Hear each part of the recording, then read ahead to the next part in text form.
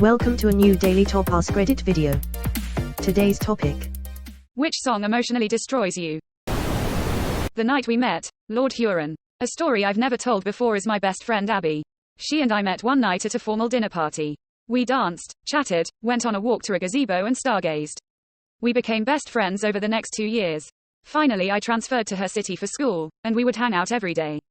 She was asexual but fully supported my philandering lifestyle. That's what I tell people when they wonder why we never fell in love, but the truth is I loved her dearly. It was the first time in a life wrought with pain and fear that love had made an immaculate appearance. About a month after moving to her city, she called me and wanted to talk. She had acute lymphoblastic leukemia. And it was advanced. Looking back, all of the pieces made sense. I am a scientist and I felt burdened that I hadn't put those pieces together. Either way, she died less than a year later. That night I was in the hospital and we knew she would be going, so I left. And about an hour later her mother called me to let me know Abby was gone. I sat in my room alone listening to sad music on shuffle.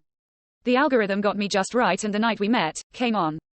I don't think I've ever felt such deep agony. The pain was so visceral I could feel it coursing through my arteries and veins like thorns. To this day, still can't hear it without crying my heart out. I met my wife a couple months later and you wouldn't believe it. Name was Abby, same hair color, same height, same ethnicity, same favorite foods. It felt like I had gotten a second chance. I both love and hate that song. I'm just happy I'm no longer haunted by the ghost of my Abby. Do you write? You should write. The thing about this song is it doesn't punch you in the gut. It's somehow already inside you. And tears through your heart on its way out. ETA. I had all and then most of you. Some. And then none of you, is one of the most piercing lyrics ever because so many can relate to it. Thanks to you, internet stranger, I am now emotionally damaged after listening to this song. Thank you. It gets worse when you read the lyrics and realize he means he wishes they never met smiley face. Wish You Were Here, Pink Floyd, first song I played on guitar after my grandpa died. Didn't even get through the intro before starting to cry. Also, Shine On You Crazy Diamond.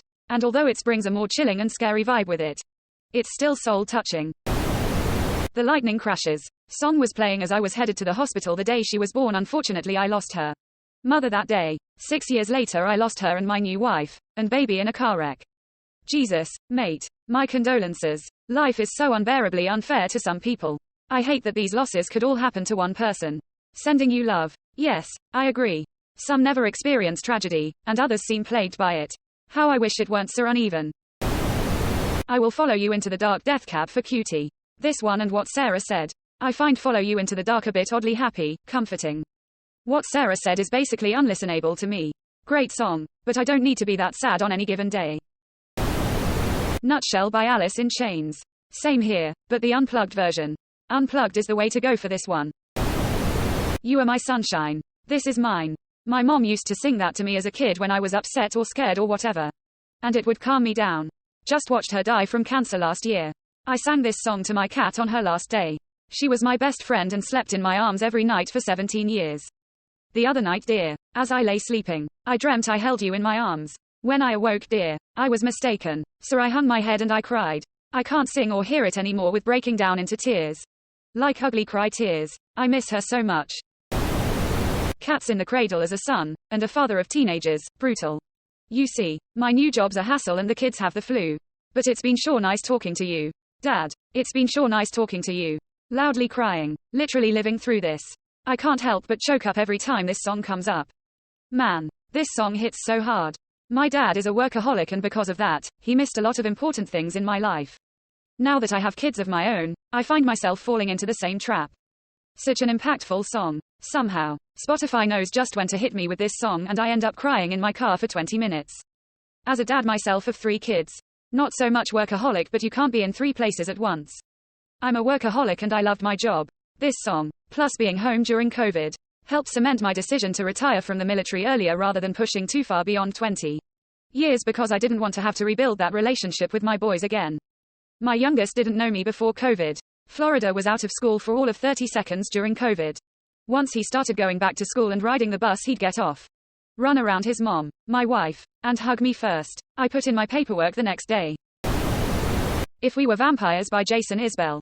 As my husband was dying from aggressive brain cancer, the lyrics haunted me. Knowing that this can't go on forever, likely one of us will have to spend some days alone.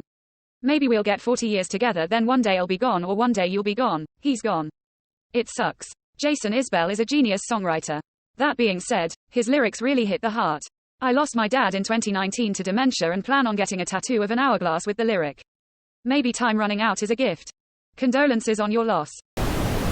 Tracy Chapman, Fast Car. I love the song, but that first bit of guitar plays and it's nope.